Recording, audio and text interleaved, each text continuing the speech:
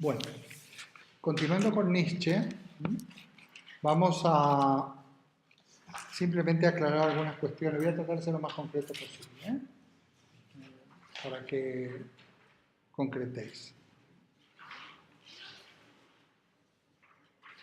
El superhombre para Nietzsche es el hombre que hay que superar.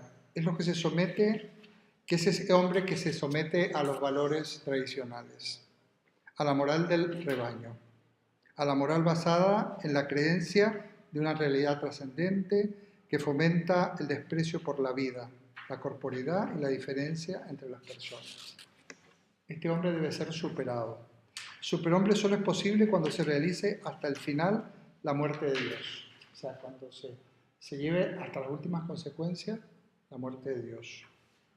El superhombre no se puede identificar con una clase social con privilegios. Es importante que tengamos esto en cuenta, ¿no? Ni tampoco con una raza, aunque se puede haber interpretado a veces de una manera más o menos racista, ¿no? Porque algunos creen que, por ejemplo, que algunos nazis se inspiraron en esta concepción de superhombre. El superhombre se caracteriza por rechazar la moral de los esclavos, la mansedumbre, la prudencia que esconde cobardía, la obediencia a una regla exterior, al servilismo, a la mezquindad. Rechaza la conducta gregaria, la moral de los que siguen a la mayoría. Acordaos que hablábamos del C heideggeriano, el Das Man, que quiero hablar. El superhombre crea valores, vive en la finitud, le gusta el riesgo. Es contrario al igualitarismo, interesante. Ama la intensidad de la vida, es un espíritu libre. A ver, contrario al igualitarismo, decimos, bueno, aquí, a ver, ¿qué quiere decir con esto? Porque claro, por otra parte, si lo comparamos con unas doctrinas, por ejemplo, del marxismo, que lucha por la igualdad, pero el marxismo lucha por la igualdad del hombre ante el trabajo, la igualdad del hombre en la sociedad, igualdad en cuanto a derechos políticos.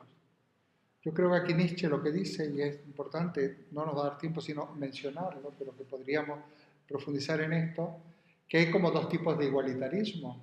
Por un lado son la igualdad de derechos, ¿verdad? Igualdad ante la ley, igualdad en dignidad.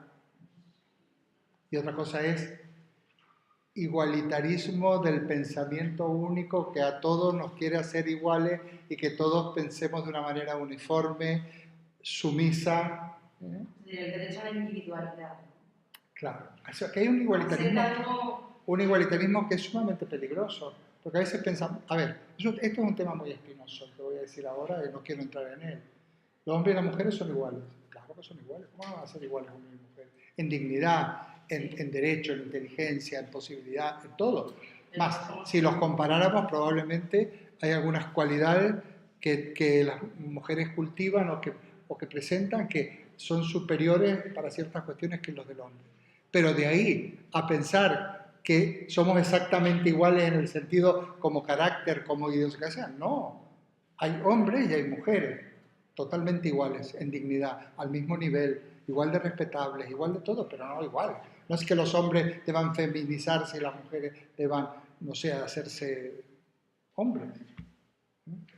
Al contrario, la mujer como mujer y el hombre como hombre tiene mucho que aportar a la sociedad desde su propia estructura, desde su propia identidad. En ese sentido somos iguales. Somos iguales, por supuesto que somos iguales, pero no somos idénticos.